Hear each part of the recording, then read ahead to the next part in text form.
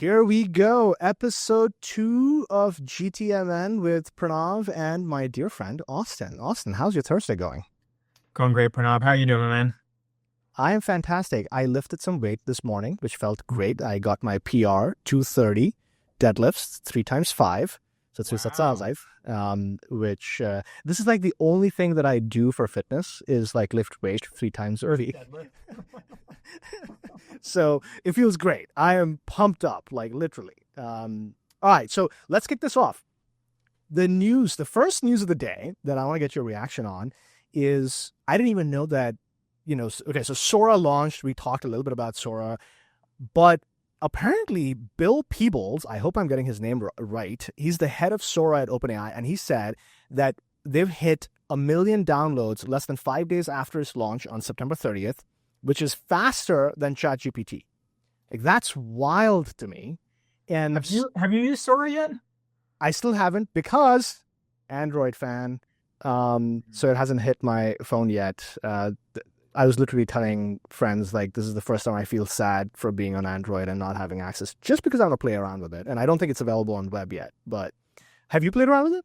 Yes. It's both fascinating and terrifying all at the same time.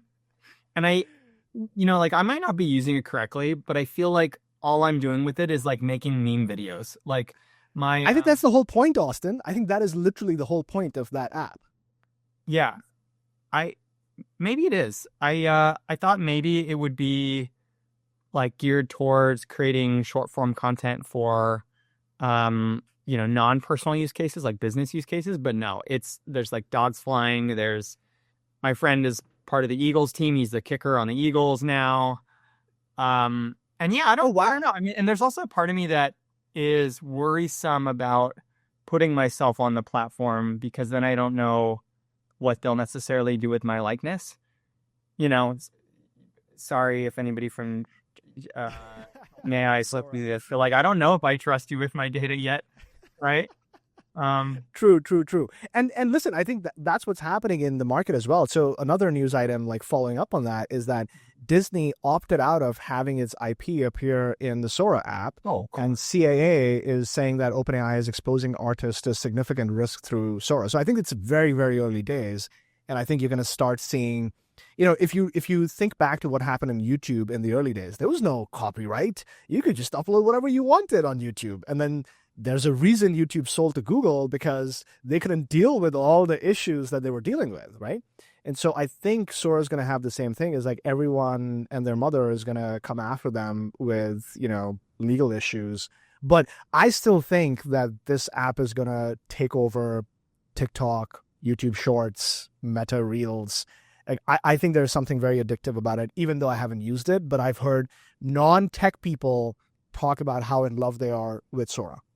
There's so many opportunities here in the AI content generation space for people who have IP.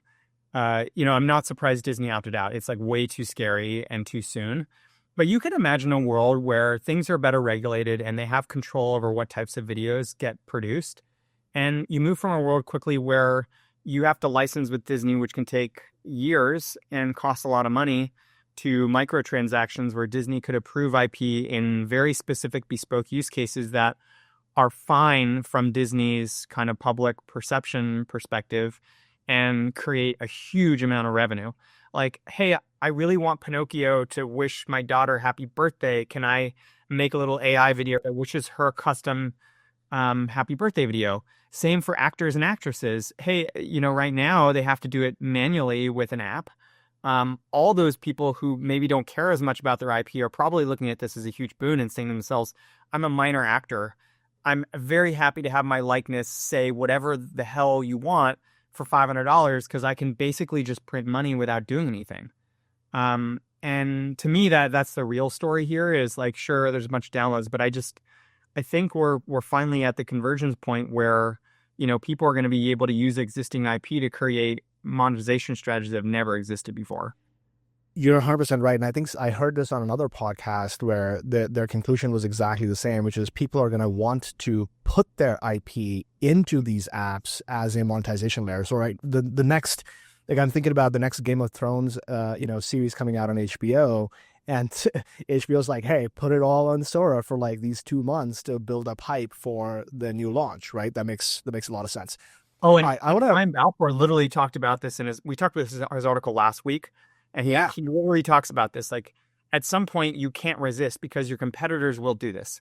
So yeah, Disney's holding out now, but at what point will they be able to continue holding out when the vast majority of other content creators are doing it and competing? I think the same for actors and actresses too. You know, if 2/3, 100% of minor actors and actresses are making millions of dollars and actually increasing the notoriety and, public perception because they're on this app, letting their likeness be used in specific contexts, even though CIA has a bunch of power, I don't know if they'll be able to control the market.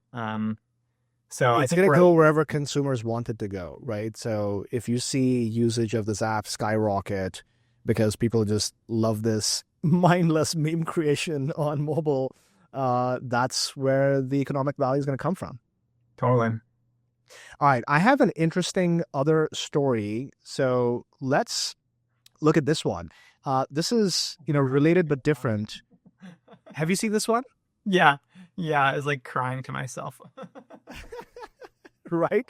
So kudos to Ethan from Graphite, who I think that's the agency that worked on this research.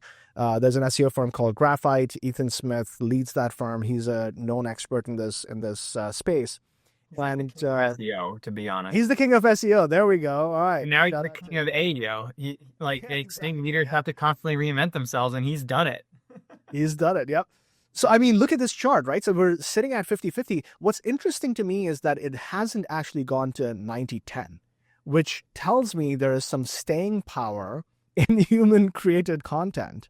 And maybe the equilibrium will never go to 90-10. It stays at this 50-50, but, maybe there's a poly market or a betting, a bet on this, on the under or over on this.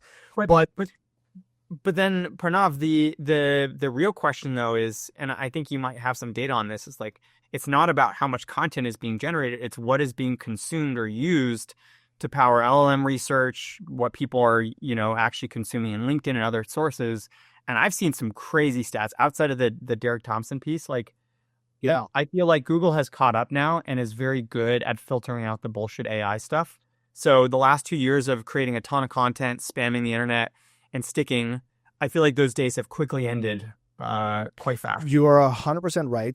So Ethan also has these couple of tidbits in the report. One is that AI-generated content only appears 14% of the time in Google search. So they are absolutely downgrading purely AI-generated content. And then similarly, and this is kind of interesting, ChatGPT, only 18% of the content found in ChatGPT citations is generated with AI. So ChatGPT is also likely detecting AI-generated content and excluding it from its own citations, because if they were not, those numbers would have looked closer to 50%. Well, yeah, I mean, and one question that comes to mind, though, is like, what's the overall volume of AI-generated content? Like, it's probably still a lot less than human-generated content, like on the internet, the overall volume. And then, so even if production is now equivalent, there's like 20 years of internet history created by humans that, it might be driving some of this. So I'll be eager to see how those numbers update in the future. And then it also doesn't really expose, like, what are the queries being used, right? So I would argue for a startup that is trying to make a name for itself and is going after long tail search terms that might not be queried that often, it could actually be still very beneficial to create content with AI, because if you can get enough scale fast enough, it doesn't matter that only 14% is being included. 14% of 10,000, 100,000 articles is much better than, 90% of 10, right? And I think it's continually happening right now across the companies I'm consulting, is like the big enterprise are saying to themselves, hey, actually the game now is for me to be much smarter about how I use AI to increase productivity and make myself more efficient in the production of content, because we're slower moving. And for startups, they're still kind of thinking about, okay, well, even if this window of time is closing where I can mass create AI content, there's still a ton of opportunity if I go fast enough. And if I get the long tail where I'm not competing head to head for keyword terms. I mean, you talk about this all the time. It's like never bid on on brand words for a reason, right? Yeah, and I'm, a related point. So I was freaking out last, or maybe earlier this week. I was looking at my Google Search Console, because once in a while I like to go in and see what's going on. And I noticed a massive drop in my Search Console impressions for the company that I work at, which I'm not going to name. And I went down a rabbit hole of like figuring out what's going on. And it turns out it was exactly just when the drop happened, mid-September. And so this is a, hot tip for everybody. If you're freaking out about your SEO going down, it's not actually going down. Google made a change. What they did was they stopped this num equals to 100 parameter. So you cannot now load 100 results in one go if you are a scraper of Google. So all of these companies, right, Ahrefs and SEMrush and all of the basic, SEO tracking companies, basically just their tracking just stopped. And so that's what's really happening. It's not that your, Search Console impressions are actually down. It's just bot stuff, which is interesting. Yeah, it's massive. I wonder if they'll build a product. Say that again? Wonder if Google is going to build a product there, like a combined traffic plus AI platform. I mean, why not, right? If they have a Search Console, they're going to have an AI, right? Like the AI stuff is going to search. Sure. I have a lot. Yeah. I mean, I'm excited, but like, if you're the Google executive listening, like, please color me impressed if you're able to build something useful out of Google Search Console. Yeah. And I saw a news piece. I haven't done a whole, deep dive on this, but they recently allowed, so Google Analytics can now import your Meta spend and your TikTok. And I was like, I have no clue what's the purpose of that. Like, why would that be interesting? But maybe they're laying the groundwork for something there, which, we'll find out. But that was just interesting that you can see all your spend in one place. Maybe that's helpful for small businesses. Well, honestly, I feel like, so Ahrefs and SEMrush, like these guys they have some new competition from the AI search folks coming out. Like, is it Aircall and Profound? AirOps, Profound, and Scrunch. Yeah, because I mean, they're starting at a different part of the market. Profound, for example, started with, hey, let me just generate queries for you.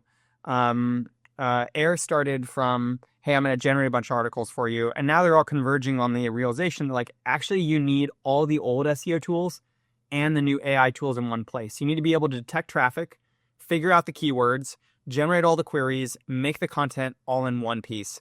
And I know of people who have done this manually using bespoke tools, and they've really benefited in the last 3 years. And so I think Air is probably the closest to doing this, just based on my usage of the tool. I've heard a lot of good things about AirOps, and I literally started a trial this weekend, so I'm going to play around with it. So I'll tell you how I feel. If anybody's listening, if you want help with Air, not that I told you I wouldn't be shilling anything, but I definitely would shill my own services. I'm pretty familiar, and it's a great tool. Like I think like there needs to be some marrying though between the traffic data and the keyword data, like old original SEO keyword data, where what are my competitors using? Let's use those keywords to come up with the key phrases that we're going to then generate content on. And then I think, again, back to our prior discussion, maybe the game isn't to create 1,000 articles, but it's to come up with a strategy about where you're going to talk. I'm going to have 10 articles on LinkedIn. I'm going to have 5 pieces on Reddit, because we're just finding, increasingly that there's no real way to game it when everybody's gaming it. And this is only going to increase more. Like, as more people figure out that these tools exist, this will become commoditized. That there used to be this whole, in the SEO paradigm, there was a thing of like, you create your own keywords. And this idea that you somehow create the modern sort of conversation about this new thing that I created, right? Like those, have you heard of this, the 0-click conversions or whatever, right? Like Amanda at, I forget the company that she's at, SparkToro, created this out of thin air. And that created the search query volume for that particular term. So I think the real alpha is there, because AI is going to make everything so easy that you're looking for what the competitors are doing, the competitors are looking at what you're doing, and that stuff just is going to equalize. So how do you create something completely new that nobody else is owning, right? Comes back to brand. Oh, 100%. I mean, we do this at Clarify. I mean, we basically talked all about, being a productive CRM. And even at Branch, we own the keyword deep links. And, you see this happening with high touch. They've become the composable CDP. So yeah, I mean, it's a risk, right? Like you are going off the talking point. You're not using the keywords that other people are competing on. But by doing that, you create a moat around a per set of phrases or words. And if you can move fast enough to dominate with content, it's a winning strategy. I mean, many companies have done this. They pick the keyword or the phrase that they think kind of fully captures, what their business does. And if you generate enough content quickly around it, you own the keyword. And it's very hard for competitors or even incumbents to come in at that point and try to dominate it. Completely agree. Okay, we're going to segue. I have no segue here, but we're going to talk about Netflix. So Netflix came out with a couple of really interesting things here. The first is they're teaming up with Spotify. So all of Spotify's podcast inventory is now going to show up on Netflix, which was wild to me. But I think this is like both of them teaming up to take on YouTube, which is going to be fascinating.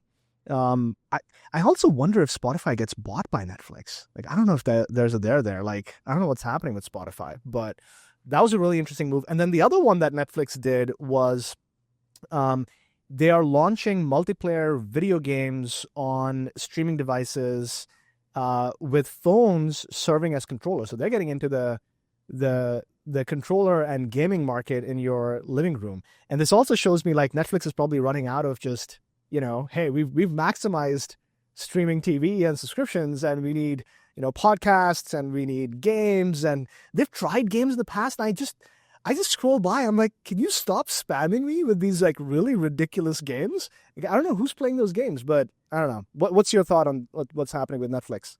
I mean, I don't know if I would ever go to Netflix to listen to a podcast, But one, I mean, this is the reality is like, I'm going to go to the thing that is fastest, and Spotify's app is like 100 times faster than Netflix's app. So, if there's any platform people on Netflix listening, the first thing to fix is like how quickly the actual platform loads. And, when I'm on a Apple TV, I'm waiting 10 to 15 seconds for Netflix to load. When I'm on an iPhone, it's just the same. So it's just like, if I'm going to listen to a podcast, why would I go to Netflix? Now, I can see it where I'm on offline mode and I've connected my Spotify account and I'm on a plane, and now I can listen to my Spotify playlist because I've connected my accounts, and it's just been smart enough to store my podcast offline. So now I'm getting value out of using the Netflix app in a circumstance where it wouldn't make sense to listen to Spotify. But, how valuable is that? Am I going to pay more money for it? I don't know. The gaming thing is interesting too, because I do feel like there's an opportunity to maybe use IP from other gaming companies and bring video games to a console that otherwise would be hard. Like, as an example, could they partner with Nintendo to offer Super NES games on Netflix so that when I'm on an airplane or when I'm at home, I can just pull up on my phone as a controller and start playing for fun, and it's really fast and seamless, and I don't have to go find my Nintendo Switch and log in and blah, blah, blah. But again, Nintendo's doing a great job with the Switch. Other competitors are doing a great job with mobile gaming platforms and handhelds. So, I mean, I don't envy their position at all. I always come back to, again, like the big bet with Netflix is continuing on original content, right? Like it seems like whenever they have a great hit, everybody in that loves Netflix and pay for it. And when they don't, I'm not there, So like it's all about content, unfortunately, for them. I couldn't agree more. Like, that's the time when I get excited about Netflix. And I've been a long time subscriber. I don't think I've ever canceled it in 10 years or something, right? The whole family is in there. The family has profiles. And anytime we have a new, amazing show, and it happened last month, right? I was watching so this is a Bollywood show. It's just complete slapstick comedy, and it was really well done. And, the only place to watch it was Netflix. So There you go. All right, so talking about gaming, something else interesting happened. So AppLovin, which has been basically just owning the whole market in the last 12 months. I don't know how much you've paid attention to AppLovin. They, I think they became a $200 billion company. Think about that.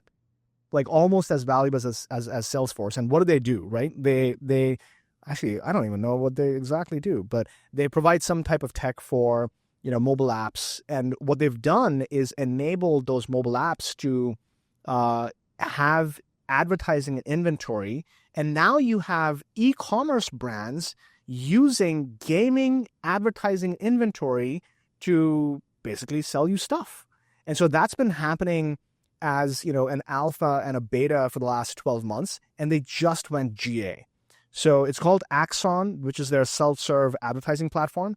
And I don't know if it'll work for anything outside of consumer, but you can imagine all the people playing Candy Crush and like all these mobile games are suddenly now going to see ads for, t-shirts and, gummies and, whatever. And I was just fascinated by how much growth this stock has had over the last like 12 months. Pretty amazing. And then there's a controversy here as well, which we'll talk about, but I'm curious what you think about their ad platform, if you've come across them or know anything about AppLovin.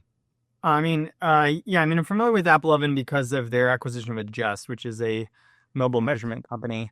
I've always been surprised at their at their market valuation, and the core business is an advertising platform. They do TV and ads, and I've worked with AppLovin in a consulting capacity as like a marketer using the platform to advertise. It makes sense why they're able to generate enough, revenue the way they are. I don't think Adjust is probably a large part of their platform. And so that's the space that I came from that I'm most familiar with. And when you think about their competitors like Branch and AppsFlyer, like these companies are sub-billion-dollar companies, right? So I think the whole mobile measurement space is probably $1 to $3 billion. And so Adjust has to be a small fraction of that. So the vast majority of their, of their revenue is coming from ads and TV. This is also interesting. Like, what are they going to do with AI? Are they going to make it easier for people to create content on their platform? We have a fun story on that one, Austin. Sure. Since you brought it up, I am just going to show you something wild. So let's bring this up on the screen and go back to... Okay, this hit my LinkedIn feed. This is an ad that actually went live, Austin. Wow. What is Yol and Bake? One pan meals with minimal markup. This happened. So for people who are just listening in, this is like, pretty reputed brand. So I feel bad for them. I feel bad for the marketer who made them. I wish this was I wish this was a joke, Pranav. Like, that would have been epic if this was like, they should have instantly just changed the copy and like made it a sarcastic ad. I would have loved it. Okay, now you've given me an idea for how to launch some funny ads for our business. But I was just mind blown that something like this is even happening. But I'm wondering, like, this is just like, how does this happen, right? Like, there was an agency, there was a designer, there was a marketer, there's a CEO. Like, how does this get through approvals and go live? It's just wild to me. So I really hope that either and by the way, I've heard this from Meta advertisers as well, that the automatic image generation stuff is very, very off the mark right now. 100%. I mean, that's like an interesting thing with Sora, though, is like, are those advances coming to an end? Are we going to get to a point where actually it can be better? I find actually the image creation itself is often not bad. Remember like the old days where people's fingers were like 10 inches long or whatever, like that is kind of gone. But text within images is totally screwed. And so, this to me is just a classic case of like somebody didn't look at it, which means they're either doing it programmatically or somebody just wasn't paying attention. One of the two. My best guess is like they did 1,000 of these programmatically or 100 of them programmatically, and they skimmed them. And so it wasn't necessarily somebody being a doofus. It was just, there's a lot of volume. But again, those are the dangers of using AI at scale. And when I talk to big enterprises, this is their fear, right? They have it. So this is, Blue One is a big enough brand, but imagine you're Microsoft or Apple, like that could never happen. It would be a fiasco. So yeah, my 2 cents, if I were the CMO there, is I would start running these campaigns with like weird, AI stuff and be like, don't let AI make your food, right? Or something like that. I like that one. Okay. Another interesting story. This is actually a study from Stanford, and I should find the proper link to it. But there was a piece of research that was done to look at headcount in marketing and sales by age group since ChatGPT was introduced. So it's a fairly recent piece of research. And what you see here is essentially early career people kind of fell off of a cliff right as ChatGPT launched. And it's kind of rebounded, but it's not growing the same way it was growing prior to the ChatGPT launch. And, we see this all the time, right? We hear this, hey, what's going to happen with headcount, with AI and what have you. And I've seen a bunch of, we've done our own research on this topic. I definitely see there's pressure, but there's also some rebound happening. And I'm curious, right, with that AI slop example that we just had, if it comes back in a couple of years to like being a lot more stable, right? So this line just continues back to like some, upward trajectory.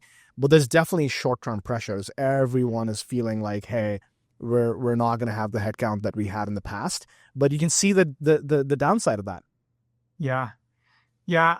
I mean, there's a lot of narratives out there. Like the first one that I'm hearing is that a lot of these lines are actually all converging to one, right? The expectations between somebody who's new entry versus developing versus mid-career is largely just experience. The role of the manager of managers, I think, is dying. And so I look at like mid-career 1, mid-career 2. I would actually imagine that these flatline at some point as well, because not because these people aren't growing, but just the general expectations of people now is to be both an operator and a leader. And especially with AI, that's possible, right?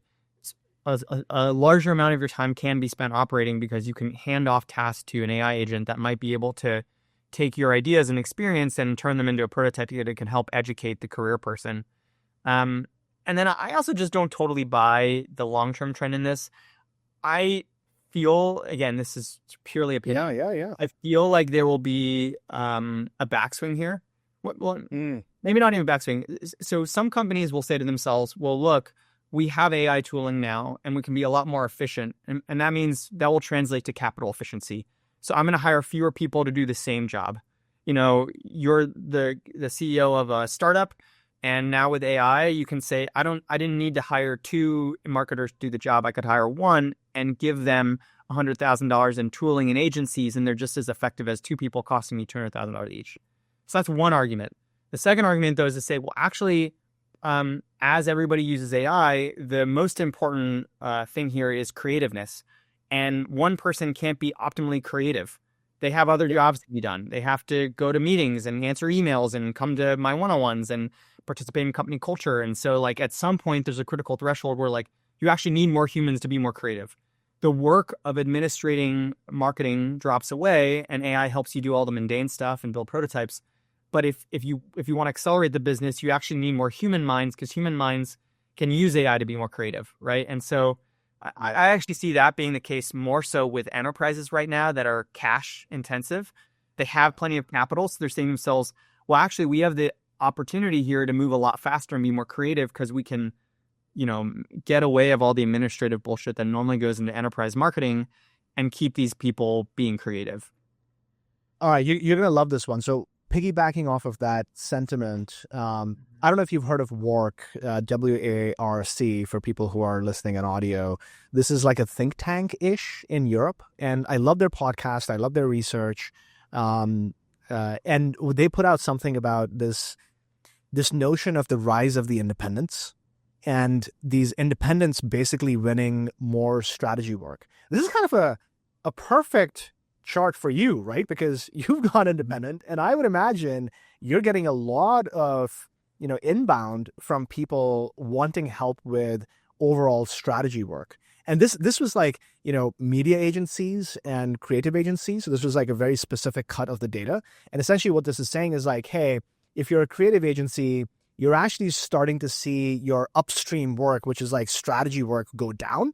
And if you're an independent, or a freelancer, your strategy work is going up, which is kind of like similar to what you were talking about. It's like those independents have all these AI tools. And if you're an AI native, right, you know how to use these tools. People come to you for the strategy, and then you're able to kind of farm out some of the more tactical work. So that's already happening, and people are seeing it in the data, which is fascinating to me.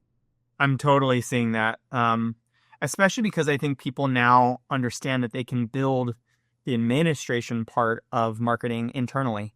I'm working with a big enterprise right now where they're like, one of the biggest value props to them for AI is saying, hey, a marketer, it takes 10 steps to get through from idea to ad placement or content placement. And a lot of those steps are human. Like a human has to review, legal has to review, procurement has to review, somebody in compliance has to review. Well, guess what? Those are all the jobs that are really well positioned to be automated or monitored by AI, right? Maybe there's still a human in the loop, but they can look at 90% of the content that comes through and flag it as yes, and only 10% now goes to the human, right? Secretly snooping on my strategy doc for Paramount? Like, is that what you were doing? Like, this is, oh my God, like, this is exactly what we... So I'm not snooping about anything. This is a conversation I'm having with a real client literally this week. Like, and so then you're right. I mean, now all of a sudden, these people will have more time, hopefully, as long as they're doing their jobs. And that means that the work is going to be elevated to more creative and strategic.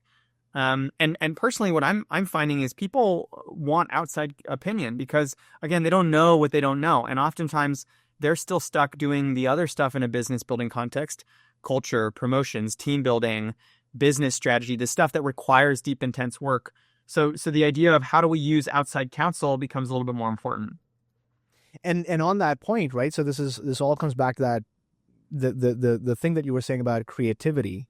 And when asked this question, right, which is, hey, in the next 12 months, and this is the same study from Work, which of the following do you expect to be the most significant threats to, you as a strategist or a planner? And again, this is from the perspective of a creative agency.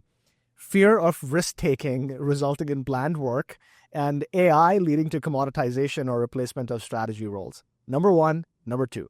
So if you're listening in and if you're on a creative team, go and come up with the craziest, boldest, funniest, most emotion-evoking ideas because your time is now. And if you kind of hold back and stay in the safe lane, right, this stuff is not going to help you. Like you're gonna. This has always been the case, though, Pranav. Like I don't think anything has really changed, except for the AI piece, right? I feel like the danger of replacement because. If you were bland, like nobody's really bland, but like if you were drawing inside the lines, right? You're coloring inside the lines the whole time. There was no like easy way to just replace you with an AI, right? And I think what's happening is now the competition is so much cheaper for mediocre content that I think a decision maker might say like, hey, if you're going to produce like safe, easy, work, I can just have AI do that. And so I think it is going to increase the bar for creative agencies or independents or anybody who's involved in marketing and sales. Completely. It's this quality versus quantity thing. Just speaking from experience, like there's a standard playbook in marketing, right? Like you're on LinkedIn, you're posting every day, you have your founder stories, you have your content stories, you have your dinners, right? You're on Reddit, you're on YouTube with ads, you're doing Google ads. Like there's a standard playbook for most startups and medium-sized businesses. And all startups kind of grow into the scaled version of that where they're spending millions of dollars on a variety of channels. And that means they're producing content at some type of clip that then is going out into the world across these channels. And the only difference that I really see is that it's easier to move up that panel much faster with the use of AI. Me and a marketer can do as much as a team of 5 was doing 5 years ago, right? So but everybody is doing it. So that means that if you want to stand out, you either have to take a big swing, or you have to produce more volume, meaning like you have to hire more people, which then goes counter to what we just talked about. Like it's either a quality game or a quantity game, and you got to pick your poison. And this just comes down to a capitalization question, right? If you're really well capitalized, you have the ability to do both. If you're resource constrained, you don't. And so when you're resource constrained, you got to choose which path you go on. And most people are choosing right now the path of least resistance, which is the frequency game. Hey, I'm just going to do what everybody else is doing. I'll have AI. I'll post on LinkedIn every day. I'll go on Reddit. I'll do emails. Like I'll do all these channels. But like my experience is like those things don't fucking matter. The things that matter are the one-off big swings. Like when you have an influencer write about you, when you have something organic happen on the weekend, when there's a big marketing moment that you created after spending 30 hours on it, right? And so yeah, I mean, as I'm talking to founders, especially, I am maybe pushing the envelope and saying, yeah, you can go do all the things. You can use the approach of posting every day and frequency, but everybody is starting to do frequency. So that makes it harder to stand out. So maybe it's actually better to be less frequent and more memorable. You've given me a pro tip because I'm, thinking about this myself for my own LinkedIn. Like I post every day. I do the thing that you just said, everyone else is doing. And the reality is the stuff that pops is built with more personality. Yeah. And letting your personality show through in an authentic way is not easy. It is not easy. But that's the stuff that crushes. Well, yeah, and then LinkedIn is just that's a very specific beast. Again, we talked about this in the last pod where it's becoming a closed platform. Every single time you post, there's a boost ad option where you can pay anywhere from $50 to $1,000 to boost your personal content. So they basically realized that now individual creators, LinkedIn folks, are ad placement, right? They're inventory. Yeah. And yeah, I mean, like every time I go on LinkedIn, I see people with like 100,000 followers, and what I tell folks is like whether you have 10,000, 15,000, 20,000, 30,000, most people get to 30,000 by literally just farming. Like they have it, they have a product company, not to put you on the shitter, but it's like you get signups. You can automate connecting with all those signups, and in about 6 months, you're probably going to have 25,000 followers. Does that mean anything, really? You can put me on blast. Yeah, there's a difference between being organic and thoughtful and developing a real following and kind of getting yourself there through these automatic growth channels. Aura farming. Apparently that's the term that the kids these days use. Aura farming. All right, we're going to bring it to a close on this one. So I don't know if you've heard of Mark Ritson. He's quite a personality. He has like this online marketing MBA course. He talks about advertising and marketing a lot. He's, I think, based in London, if I'm not wrong. And he had this like scorched earth piece on OpenAI's ads. I don't know if you've seen these ads, but he just like was, and you can read the full article. I think it's in the Ad Week. And basically just called him out for like flunking marketing 101. I'm sorry, OpenAI team. I don't know. I didn't have such a strong reaction against them. I was like, I haven't seen the ads yet, but I was pretty happy, that you're getting out there and putting a brand out there. And similarly, Anthropic put their ads out. I don't know if you've seen the thinking hat and the cafe pop-ups, and like they're doing a whole thing of like problem solvers and think harder. Like that's the whole theme. And you're starting to see these like giant companies who are, I think both are unprofitable, like OpenAI is unprofitable, and I'm pretty sure Anthropic is unprofitable, start to invest in advertising. And I think what this indicates to me is the next like 2 to 3 years, they're going to launch even more stuff. And what I mean by this is like there's just a pace of innovation, right? So you had Sora, you had Pulse, like they've talked about Walmart checkout, they've, blah, blah, blah, all the stuff that's happening. And they're starting to flex their muscle because they know that they have to start making money very, very soon. That's my interpretation of like why they're starting to do this advertising. I don't know if it'll work, but that was an interesting take. Did you like their ads? Did you watch their ads? I've seen one of the Anthropic ads. I'm more of a cynic. Honestly, I think they're doing ads because they just think they have to. Because this is like what all businesses do. They're like, oh, we got to have more growth, so we have to do advertising. Like I think about who the hell in the U.S. Of the ages 20 to 40 has not heard of OpenAI and Anthropic, right? Like, and tell me this, like, do you really think seeing an ad is going to somehow change your behavior? Oh, I haven't picked up ChatGPT in a while. I'm going to suddenly pick it up. So, the key demographic that they're advertising to, I would argue, is already, is already primed. So then the question is like, who are they actually advertising to? Right. I actually think they might be advertising to people who have been skeptical or not really understanding how to use ChatGPT. My mom, for example. And my mom doesn't know how to use ChatGPT very well. And I would love for my mom and my dad to be able to use it, but they're boomers. And the question is advertisers going to change their behavior? No, but you know what would? A tutorial.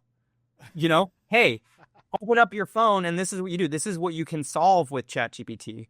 So I actually think I don't know how they would do this, but if they had like a boomer academy for like everybody aged 55 plus who wants to figure out how to use AI, I feel like that would be the best spent marketing dollars they could possibly do right now.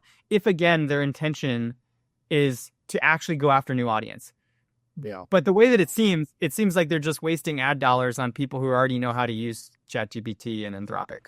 Oh man, that's gonna feel sad. I'm very curious what the incrementality of these ad spend is. So that would be a fun one.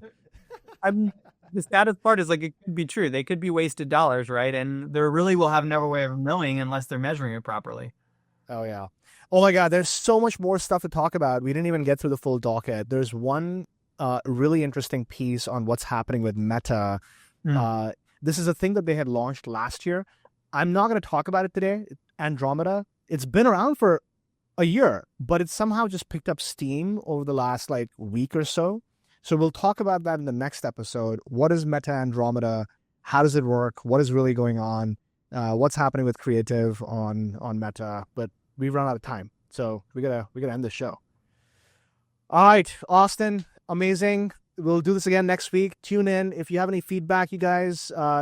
You know where to find us. And we have some other interesting stuff cooking up. So maybe we'll talk about it next week. Sounds good. Have a good weekend, everybody. All right, man. It's fun. All right. See y'all.